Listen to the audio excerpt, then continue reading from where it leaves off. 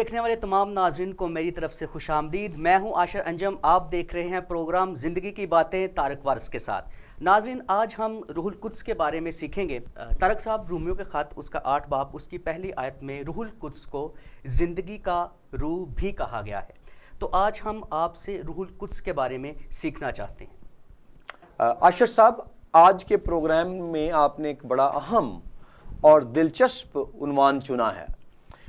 جب ہم مسیحی ایماندار کی زندگی میں روح القدس کے کام کی بات کرتے ہیں تو لازمی ہے کہ پہلے ہم یہ سیکھیں کہ کب ایمانداروں پر روح القدس نازل ہوا اور روح القدس کے نزول کے نتیجے میں کون سی نشانیاں رونما ہوئیں۔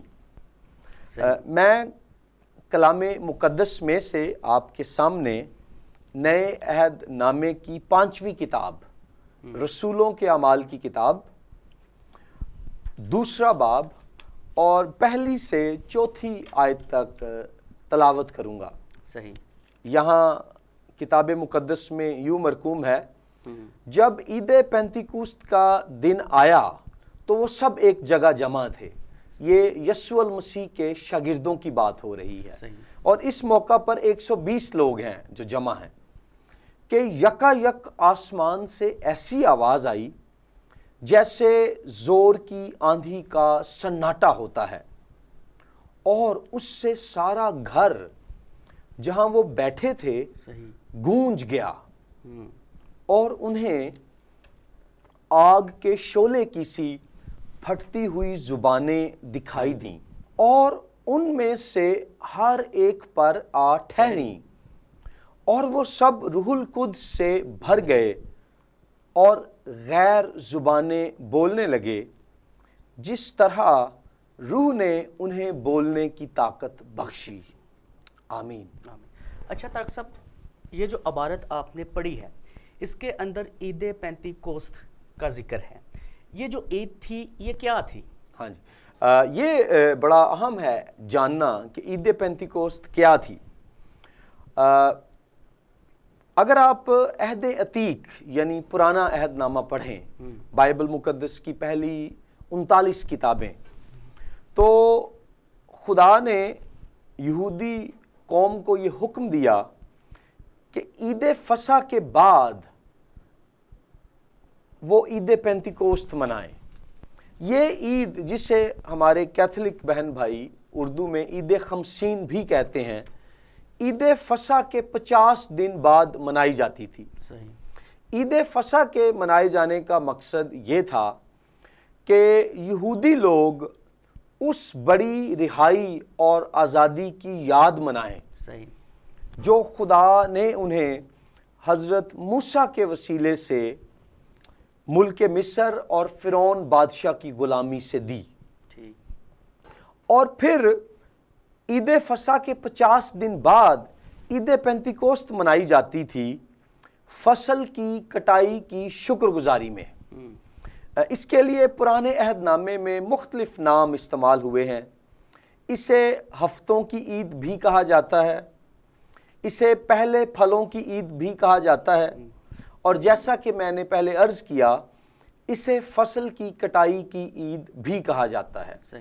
اس عید کے موقع پر یہودی لوگ یہوہ خدا کا شکر ادا کرتے کہ وہ خدا جس نے انہیں مصر کی غلامی سے رہائی بخشی، اس نے پھر انہیں فصل بھی مہیا کی، اور وہ اس عید کے موقع پر خدا کی شکر گزاری کرتے کہ فصل کی کٹائی کی صورت میں ان کی کاشتکاری کا پہلا پھل ان کے ہاتھ میں ہے۔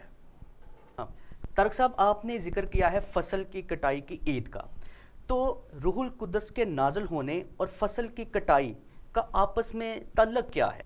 یسوع المسیح عید فصح کے روز مصلوب ہوئے، پھر وہ روح القدس کی قدرت سے تیسرے دن مردوں میں سے زندہ ہو گئے، اور 40 دن تک اپنے شاگردوں کو نظر آتے رہے۔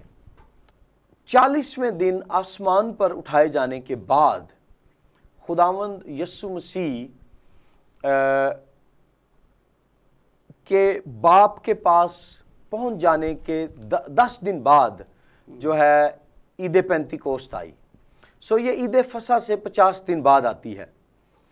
اب عید پینتیکوست کے موقع پر یہودی لوگ فصل کی کٹائی کی شکر گزاری مناتے تھے, پہلے پھلوں کی شکر گزاری مناتے تھے. اعمال کی کتاب 2 باب میں عید پینتیکوست کے موقع پر روح القدس کا مسیحی ایمانداروں پر نازل ہونا اس بات کا اظہار ہے کہ اب خداوند یسوع مسیح نے اپنے پیروکاروں کو روح القدس کی قوت دے دی ہے تاکہ پاک روح کے مسح اور زور میں وہ دنیا میں جائیں, خوشخبری کی منادی کریں, یہ اعلان کریں کہ خداوند یسوع مسیح قوم اسرائیل اور دنیا کے گناہوں کی خاطر صلیب پر موا, دفن ہوا, تیسرے دن مردوں میں سے جی اٹھا. ہاللیلویا. اور جب وہ اس خوشخبری کا اعلان کریں گے تو روحوں کی نجات کی ایک بڑی فصل کاٹی جائے گی. لوگوں کے شفا پانے اور نجات پانے کی صورت میں انہیں پاک روح کی قدرت کے نتیجے میں اپنی خدمت کا پھل نظر آئے گا. سو پرانے عہد نامے میں عید پینتیکوست فصل کی کٹائی کی عید ہے.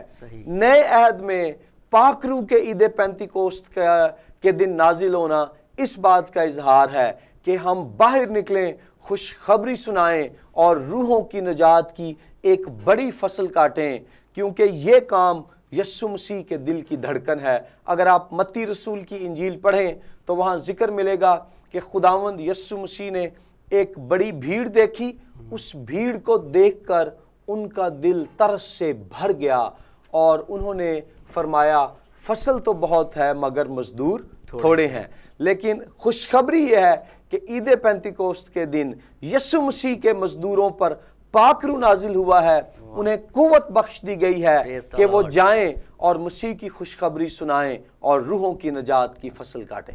اچھا طارق صاحب, جب ہم اس پیسج کو پڑھتے ہیں تو یہاں پر لکھا ہے کہ جب روح القدس نازل ہوتا ہے تو اس کے نازل ہونے کے ساتھ ان کے اوپر غیر زبانیں جو ہیں وہ بھی نازل ہوتی ہیں. تو کیا اس واقعے کا تعلق کہیں پرانے عہد نامہ کے اندر موجود ہے؟ یہ ایک بڑا دلچسپ سوال آپ نے پوچھا اور مجھے امید ہے کہ یہ پروگرام دیکھنے والے خواتین و حضرات کے لیے بھی یہ دلچسپی کا سوال ہوگا. اعمال 2 باب میں پاک روح کے نزول کے ساتھ غیر زبانیں نازل ہوتی ہیں اور لکھا ہے کہ 120 کی جماعت غیر زبانیں بولنے لگی. اس واقعے کی نبوتی گونج ہمیں بائبل مقدس کی پہلی کتاب پیدائش کی کتاب میں نظر آتی ہے. صحیح. اگر آپ پیدائش کی کتاب اس کا 11واں باب اور پہلی آیت سے 9ویں آیت تک پڑھیں تو وہاں آپ کو ذکر ملے گا کہ تمام زمین پر ایک ہی زبان اور ایک ہی بولی تھی. صحیح. اور ایسا ہوا کہ سفر کرتے کرتے لوگوں نے یہ فیصلہ کیا کہ وہ اینٹیں بنائیں اور پھر ایک برج بنائیں, اور اس برج کو جب بنی آدم نے بنانا شروع کیا تو انہوں نے یہ ارادہ کیا کہ ہم اس کو آسمان تک خدا کے پاس لے جائیں. ایسا جب انہوں نے کرنے کی کوشش کی تو خدا نے ان کی زبان میں اختلاف ڈال دیا. صحیح. اور بنین و انسان جو پہلے صرف ایک زبان اور ایک بولی بولتے تھے, پیدائش کی کتاب کے 11ویں باب کی 7ویں سے 9ویں آیات میں ہمیں پتہ چلتا ہے کہ ان کی زبانوں میں اختلاف آ گیا, وہ ایک دوسرے کی بات سمجھ نہ سکے اور اس اختلاف کے نتیجے میں وہ روئے زمین پر پراگندہ ہو گئے, یعنی بکھر گئے, اور یوں زمین پر مختلف زبانوں کے بولے جانے کا آغاز ہوا. اب جب آپ پیدائش 11ویں باب کی پہلی 9 آیات کا کمپیریزن اور کنٹراسٹ کرتے ہیں اعمال 2 باب میں روح القدس کے نازل ہونے کے واقعے سے, تو اعمال جو 2 باب ہے اس میں غیر زبانوں کے ساتھ روح القدس کا نزول दरअसल पैदाइश 11वें बाब में होने वाले वाक़े का रिवर्सल है। सही। रिवर्सल से क्या मुराद है? इसका मतलब ये है कि पैदाइश 11वें बाब में जो अदालत उस ज़माने के लोगों पर खुदा की तरफ से नाजिल हुई, सही। या खुदा की तरफ से जिस लानत का तजर्बा उन्होंने खुदा की तरफ से किया, अमाल दूसरे बाब में खुदा उस अदालत और उस लानत को कैंसल करता है, उसे रिवर्स करता है। क्यों कर? आप देखें, पैदाइश 11वें बाब में इंसानों ने कोशिश की कि वो बुर्ज बनाते बनाते खुदा तक पहुंच जाएं, लेकिन अमाल दूसरे बाब में खुदा पाक रूह की सूरत में इंसानों के दरमियान उतर कर उनके दरमियान आ जाता है। सो ये एक बड़ा दिलचस्प रिवर्सल है। खुदा अब उलट काम कर रहा है। खुदा पहले होने वाले मनफी वाक़े को कैंसल करके अपने रूह की हजूरी के ज़रिए से अपनी मौजूदगी अपने लोगों में कायम कर रहा है। फिर आप ये गौर करें कि पैदाइश 11वें बाब में सज़ा के तौर पर खुदा ने उनकी ज़ुबानों में इख्तलाफ डाला और वो तमाम रूए ज़मीन पर परागंदा हो गए, यानी बिखर गए। लेकिन अमाल दूसरे बाब में खुदा बरकत के तौर पर अपनी मर्जी से रूहुल कुद्स नाजिल करता है, ईमानदारों को गैर ज़ुबानें बख्शता है ताकि वो रूहुल कुद्स की कुव्वत में गैर ज़ुबानें बोलें, खुदा के पाक रूह का मस्सा हासिल करें और दुनिया भर में चले जाएं और ये ऐलान करें कि खुदावंद यस्सु मसीह नजात दहिंदा और बादशाह है, हमेशा की ज़िंदगी उसके पास है। और इस ताल्लुक से एक बड़ी दिलचस्प बात ये देखें आशिर साहब आप, कि अमाल की किताब के दूसरे बाब की अगर हम 5वीं से 11वीं आयत तक पढ़ें तो लिखा है, और हर कौम में से जो आसमान के तले है खुदा तरस यहूदी यरूशलेम में रहते थे। जब ये आवाज़ आई, यानी गैर ज़ुबानें बोलने की आवाज़ आई, तो भीड़ लग गई और लोग दंग हो गए, यानी हैरान हो गए, क्योंकि हर एक को यही सुनाई देता था कि ये मेरी ही बोली बोल रहे हैं। पैदाइश 11वें बाब में वो एक बोली बोलते थे, लेकिन उनकी उस बोली में इख्तलाफ पड़ गया तो उन्हें समझ नहीं आती थी। आप देखें खुदा उस लानत को कैसे कैंसिल करता है कि यहाँ पर वो मुख्तलिफ ज़ुबानें बोल रहे हैं, लेकिन हर सुनने वाले को ये लग रहा है कि ये मेरी ही बोली बोल रहे हैं। पैदाइश 11वें बाब में एक बोली थी, लेकिन उसमें कन्फ्यूजन आ गई। यहाँ मुख्तलिफ बोलियां हैं, लेकिन यहाँ हमें हारमोनी नजर आती है। वहाँ उलझन है, इख्तलाफ है, यहाँ हम आंगी रब्त और तसलसल है।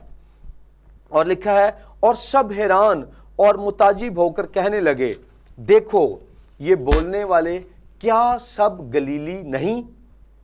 फिर क्यों कर हम में से हर एक अपने अपने वतन की बोली सुनता है, हालांकि हम पार्थी और मादी और इलामी और मसोपोटामिया और यहूदिया और कपदुकिया और पुंतुस और आसिया और फ्रूगिया और पंफोलिया और मिस्र और लिबुआ के इलाके के रहने वाले हैं, जो करीने की तरफ है, और रूमी मुसाफिर खा यहूदी खा उनके मुरीद और कुरीती और अरब हैं, मगर अपनी अपनी ज़ुबान में उनसे खुदा के बड़े बड़े कामों का बयान सुनते हैं।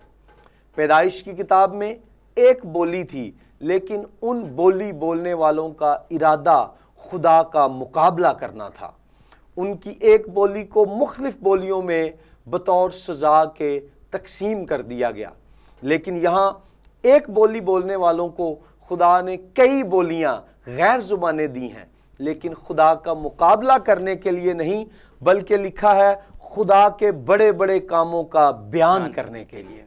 तारक साहब, आपने बड़ी ही दिलचस्प बातें जो हैं वो बयान की हैं, और ये यकीनन खुदा के मुकाशवात थे जो खुदा के पाकरू ने आप पर नाजिल किए, और आपके वसीला से ये हमारे नाज़रीन तक पहुँचे हैं, और यकीनन जो हमारे नाज़रीन हैं इनके वसीला से बरकत पाएंगे।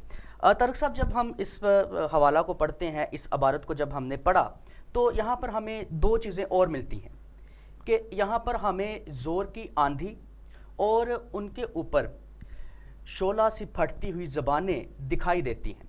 یہ آندھی اور آگ کا کیا تعلق ہے یہاں پر؟ ہاں، یہ بڑا اچھا آپ نے سوال پوچھا ہے عاشر صاحب.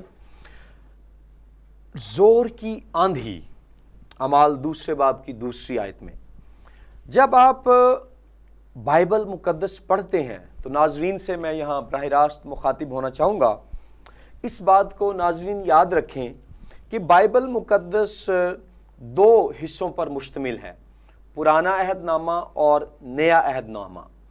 اور عاشر صاحب بائبل کے مفسرین بیان کرتے ہیں کہ پرانے اور نئے عہد نامے کا تعلق اس طرح سے ہے کہ نیا عہد نامہ پرانے عہد نامے میں چھپا ہوا ہے اور پرانا عہد نامہ نئے عہد نامے میں کھلتا ہے.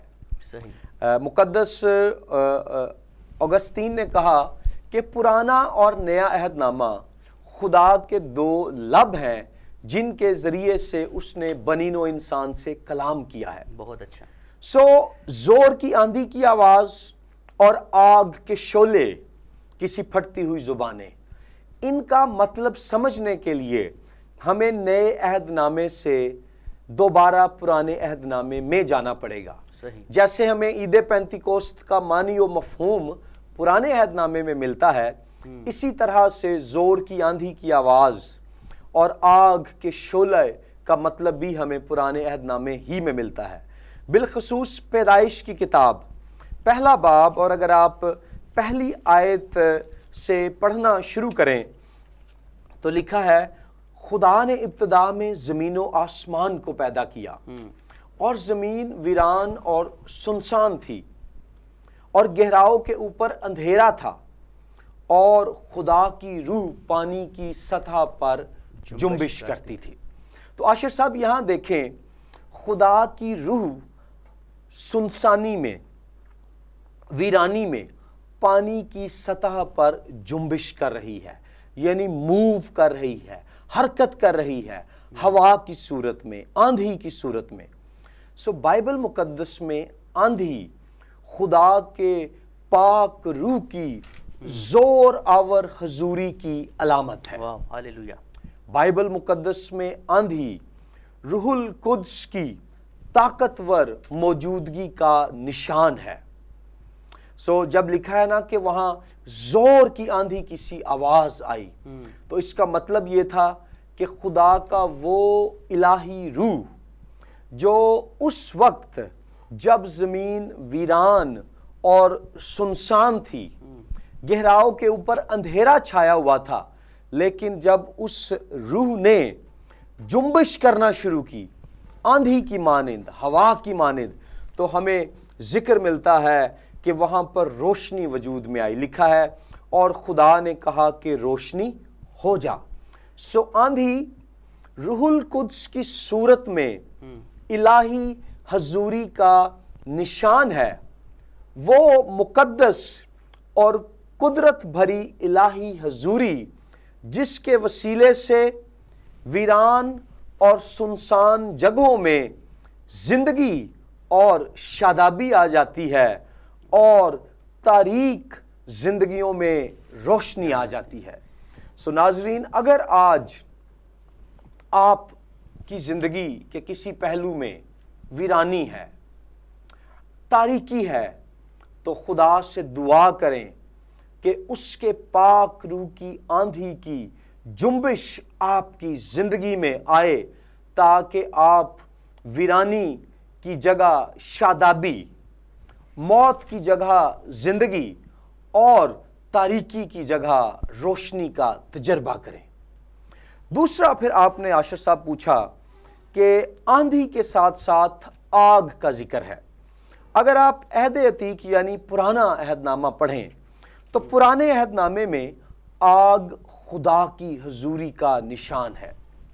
دراصل اعمال 2 باب میں روح القدس کا 120 ایمانداروں پر نازل ہونا اور آج کے زمانے میں کلیسیا پر نازل ہونا خدا کی حضوری کا نازل ہونا ہے. پاک روح کا ایمانداروں کی زندگیوں میں آنے کا مطلب ہے خدا ان میں آ گیا ہے۔ صحیح۔ یسوع مسیح نے کہا کہ جہاں کہیں 2 یا 3 میرے نام سے اکٹھے ہوں گے میں ان کے درمیان موجود ہوں گا۔ تو آج خداوند کیسے ایمانداروں کے درمیان موجود ہوتا ہے؟ روح القدس کی حضوری کے وسیلے سے۔ سو یہ حضوری پرانے عہد نامے میں آگ کی صورت میں بھی ملتی تھی۔ مثلاً آپ خروج 3 باب کی اگر 2 آیت پڑھیں تو وہاں لکھا ہے، اور خداوند کا فرشتہ ایک جھاڑی میں سے آگ کے شعلے میں اس پر ظاہر ہوا، یعنی موسیٰ پر ظاہر ہوا، اور اس نے نگاہ کی اور کیا دیکھتا ہے کہ ایک جھاڑی میں آگ لگی ہوئی ہے پر وہ جھاڑی بھسم نہیں ہوتی۔ تب موسیٰ نے کہا، میں اب ذرا ادھر کترا کر اس بڑے منظر کو دیکھوں کہ یہ جھاڑی کیوں نہیں جل جاتی۔ جب خداوند نے دیکھا کہ وہ دیکھنے کو کترا کر آ رہا ہے تو خدا نے اسے جھاڑی میں سے پکارا، موسیٰ کو پکارا اور کہا، اے موسیٰ، اے موسیٰ۔ اس نے کہا، میں حاضر ہوں۔ تب اس نے یعنی خدا نے کہا، ادھر پاس مت آ، اپنے پاؤں سے جوتا اتار، کیونکہ جس جگہ تو کھڑا ہے وہ مقدس زمین ہے۔ پھر اس نے کہا یعنی خدا نے کہا کہ میں تیرے باپ کا خدا یعنی ابراہیم کا خدا اور اسحاق کا خدا اور یعقوب کا خدا ہوں۔ لیکن عاشر صاحب، یہ خدا جس پر موسیٰ نظر کرنے سے ڈر رہا ہے، کس صورت میں موسیٰ کو نظر آیا ہے؟ آگ کی صورت میں۔ ہاں جی بالکل آپ نے ٹھیک کہا، آگ کی صورت میں۔ اور اگر آپ پطرس رسول کا خط پڑھیں تو وہاں بھی لکھا ہے، ہمارا خدا بھسم کرنے والی آگ ہے۔ سو خدا آگ کی صورت میں اپنی حضوری موسیٰ کو بخشتا ہے اور موسیٰ اس سے ڈرتا ہے، گھبراتا ہے۔ اس کے بعد جب آپ پرانے عہد نامے میں آگے بڑھیں تو ہمیں ذکر ملتا ہے جب قوم اسرائیل موسیٰ کی رہنمائی میں مصر کی غلامی سے آزاد ہو کر وعدہ کی ہوئی سرزمین کے لیے بیابان میں سفر کر رہی تھی، تو خروج 19 باب میں لکھا ہے کہ جب خدا نے قوم اسرائیل سے کلام کرنا تھا تو خروج 19 باب کی 6 آیت ہمیں بتاتی ہے کہ وہاں بادل گرجنے لگا، بجلی چمکنے لگی، کالی گھٹا چھا گئی، کرنا کی آواز بلند ہوئی، اور پھر 18ویں آیت بتاتی ہے کہ کوہ سینا اوپر سے نیچے تک دھوئیں سے بھر گیا، کیونکہ خداوند شعلہ میں ہو کر اس پر اترا، اور دھواں تنور کے دھوئیں کی طرح اوپر کو اٹھ رہا تھا، اور سارا پہاڑ زور سے ہل رہا تھا۔ یہاں پر بھی 10 احکام دینے کے موقع پر، اپنے لوگوں کو شریعت دینے کے موقع پر، خدا آگ کے شعلے کی صورت میں موسیٰ اور قوم اسرائیل پر ظاہر ہوا ہے۔ پھر اس کے بعد جب موسیٰ ان کو بیابان میں آگے لے کر جاتا ہے تو لکھا ہے، رات کے وقت خدا آگ کے ستون میں ہو کر قوم اسرائیل کو روشنی دیتا، انہیں راہ دکھاتا تاکہ وہ وعدہ کیے ہوئے ملک تک پہنچ سکیں۔ سو پاک روح کے نازل ہونے کے موقع پر آندھی کی آواز کا سنائی دینا، روح القدس کے شعلوں کا نظر آنا، عاشر صاحب اس سے مراد یہ ہے کہ وہ الہی حضوری جو دنیا کی تخلیق کے وقت جنبش کر رہی تھی، وہ الہی حضوری جو آگ کی صورت میں موسیٰ کو جلتی ہوئی جھاڑی میں ملی، وہ الہی حضوری جو شریعت اور 10 احکام کے دیے جانے کے موقع پر آگ کی صورت میں قوم اسرائیل کو ملی، وہ الہی رہنمائی جو رات کو آگ کے ستون کی صورت میں قوم اسرائیل کو ملتی تھی، اعمال کی کتاب کے 2 باب میں اب روح القدس کی صورت میں کلیسیا کو مل گئی ہے۔ اب ہم रहनुमाई के बगैर नहीं हैं, हम क़यादत के बगैर नहीं हैं, हम मंजिल और निशान के बगैर नहीं हैं। हमें पाक रूह की आंधी और आग के वसीले से खुदा की हजूरी और रहनुमाई मिल गई है, और अब इस हजूरी की कुव्वत में हमने दुनिया को यीशु मसीह की खुशखबरी सुनानी है, ताकि उन्हें वो मंजिल मिल जाए जो खुदा की ख्वाहिश है कि दुनिया के तमाम इंसानों का निशान बने। और वो मंजिल क्या है? नया आसमान और नई ज़मीन में खुदा के साथ हमेशा की ज़िंदगी। और इसीलिए हम ये बातें कर रहे हैं, क्योंकि हमारा प्रोग्राम है ज़िंदगी की बातें। तरक साहब, बड़े ही अच्छे तरीके से आपने इस भेद को हमारे साथ शेयर किया है। और ये बात जानना ज़रूरी है कि अगर हम बाइबल को सही तौर पर जानना और समझना चाहते हैं तो हमें पुराने अहदनामा और नए अहदनामा दोनों की वाकफियत होना चाहिए। जी हाँ, ताकि बिल्कुल। हम खुदा के कलाम को सही तौर पर समझ सकेंगे। हाँ जी। अच्छा तरक साहब, अमाल 2 बाब से अक्सर लोग जो हैं वो हवाला देते हैं रूहुल कुद्स के बपतिस्मे का। जी हाँ, ये बिल्कुल। रूहुल कुद्स का बपतिस्मा क्या है? रूहुल कुद्स के बपतिस्मे के बारे में जो सवाल आपने पूछा है, ये एक अहम और कंट्रोवर्शियल यानी मुतनाज़े सवाल है, और मुख्तलिफ मसीही कलीसियाओं की रूहुल कुद्स के बपतिस्मे के बारे में मुख्तलिफ तालीम है। मैं जिस नज़रिए का कायल हूँ वो ये है कि रूहुल कुद्स के वसीले से नए सिरे से पैदा होना अलग तजर्बा है, और नए सिरे से पैदा होने के बाद रूहुल कुद्स का बपतिस्मा पाना अलग तजर्बा है।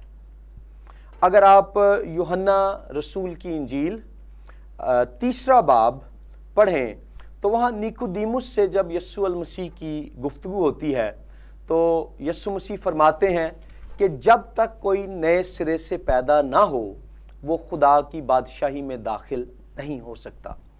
फिर यीशु मसीह फरमाते हैं कि जब तक कोई रूह और पानी से पैदा ना हो वो खुदा की बादशाही को देख नहीं सकता। फिर यीशु मसीह फरमाते हैं कि जब हवा चलती है तुम उसे देख नहीं सकते मगर उसे महसूस कर सकते हो। खुदा का रूह भी ऐसे ही है।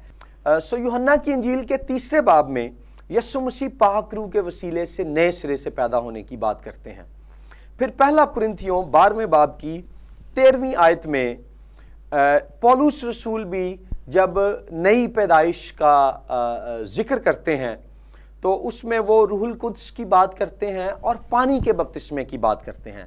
पहला कुरिन्थियों 12-13 में लिखा है, क्योंकि हम सब ने खा यहूदी हों खा यूनानी, खा गुलाम खा आज़ाद, एक ही रूह के वसीले से एक बदन होने के लिए बपतिस्मा लिया। यहाँ पर जॉन पाइपर बताते हैं कि यहाँ पर एक बदन होने के लिए जो बपतिस्मा है उससे मुराद है पानी का बपतिस्मा। और फिर लिखा है हम सबको एक ही रूह पिलाया गया, यानी जब हम पाक रूह के वसीले से नए सिरे से पैदा हुए और पानी का बपतिस्मा लिया तो उस बपतिस्मे के नतीजे में ना कोई यहूदी रहा ना यूनानी, यानी यहूदी और गैर कौम का फ़र्क ख़त्म हो गया, एक हो गए। खा गुलाम खा आज़ाद उनका फ़र्क भी ख़त्म हो गया।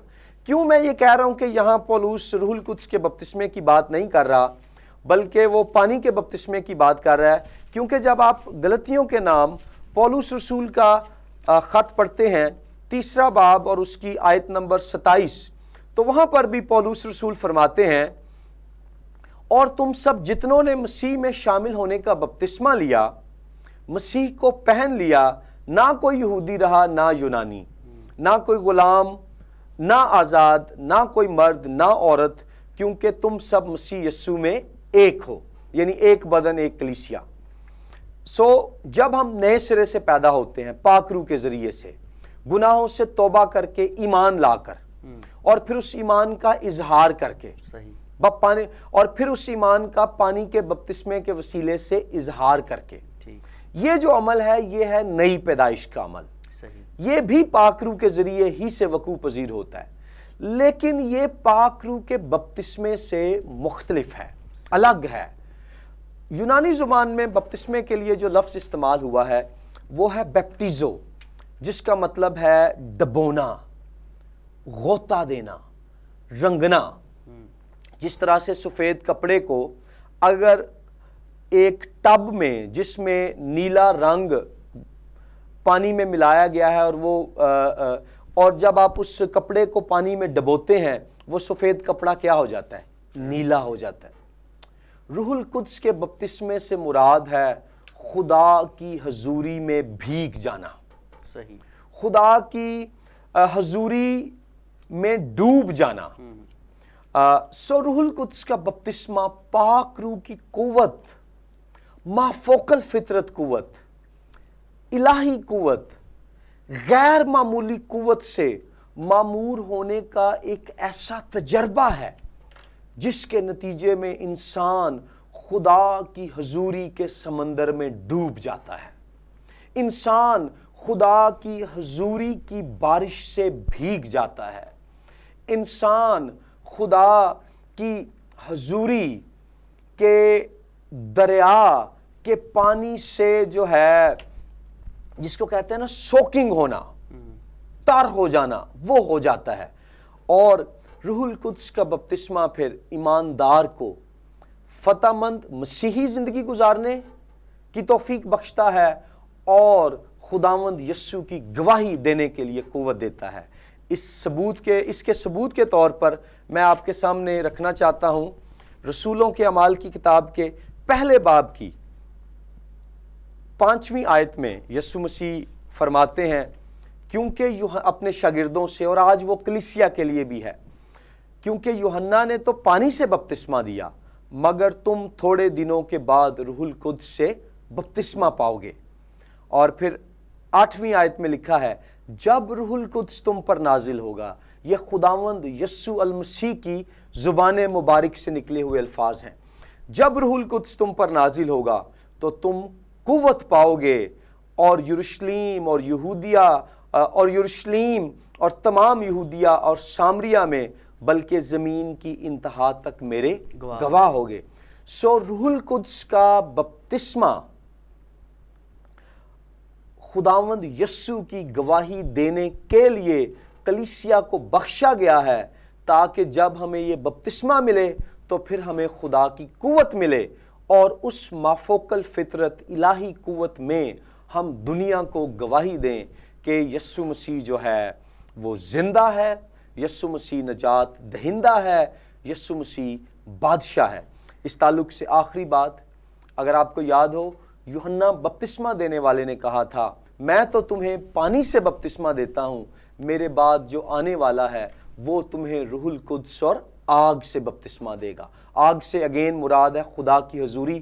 سو روح القدس کا بپتسمہ اس سے مراد ہے خدا کی غیر معمولی مافوق الفطرت آسمانی الہی قوت سے معمور ہو جانا تاکہ ہم فتح مند مسیحی زندگی گزاریں اور خدا کی الہی قدرت اور قوت میں دنیا کو یسوع مسیح کی گواہی دیں۔ اور اس تعلق سے اعمال کی کتاب کا 2 باب بتاتا ہے کہ ابتدائی کلیسیا کو جب روح القدس کا بپتسمہ ملا تو اس کا ظاہری نشان تھا غیر زبانیں۔ اس تعلق سے آخری بات، جب پطرس رسول اعمال کی کتاب کے 2 باب کی 16ویں آیت میں کھڑے ہوتے ہیں اور یہ اعلان کرتے ہیں کہ آج یہ جو آپ دیکھ رہے ہیں طرح طرح کی زبانیں بولی جا رہی ہیں، پطرس رسول بتاتے ہیں کہ یہ وہ نبوت پوری ہوئی ہے جو یوئیل 2 باب کی 28ویں سے 32ویں آیات میں کی گئی کہ خدا اپنے پاک روح کو اپنے لوگوں پر نازل کرے گا۔ یہاں پر اہم بات یہ ہے کہ یوئیل 2 باب کی 28ویں سے 32ویں آیات میں روح القدس کے نازل ہونے کی جو نبوت کی گئی ہے وہ ایمانداروں پر روح کے نازل ہونے کی نبوت ہے۔ سو یہاں جب ایمانداروں پر روح نازل ہوتا ہے تو اسے روح القدس کا بپتسمہ کہا گیا ہے، اور پطرس کہتا ہے کہ یہ یوئیل نبی کی نبوت کی تکمیل ہے۔ میرا پوائنٹ کیا ہے کہ روح القدس کا بپتسمہ ایک ایسا تجربہ ہے جو ان لوگوں کے لیے ہے جو پاک روح سے نئے سرے سے پیدا ہو گئے ہیں اور اب اس بپتسمے روح کی حضوری میں بھیگ جانے کے تجربے کے ذریعے سے وہ فتح مند زندگی اور قدرت بھری گواہی دینے کے لائق ٹھہرے ہیں۔ طارق صاحب آپ کا بہت شکریہ زندگی کی باتیں ہمارے ساتھ بانٹنے کے لیے۔ خداوند آپ کو برکت دے، اور ہماری دعا ہے خداوند آپ کو اپنے جلال کے لیے اسی طرح بھرپور طریقے سے استعمال کرتا رہے۔ ناظرین، پروگرام سے متعلق فیڈ بیک دینے کے لیے جو سکرین کے اوپر آپ کو نمبرز اور ای میل آئی ڈی نظر آ رہا ہے، اس کے ذریعے آپ ہم سے رابطہ کر سکتے ہیں۔ خداوند یسوع مسیح کا فضل اور اطمینان، اس کی ساری محبت سمیت آپ سب کو حاصل ہوتا رہے۔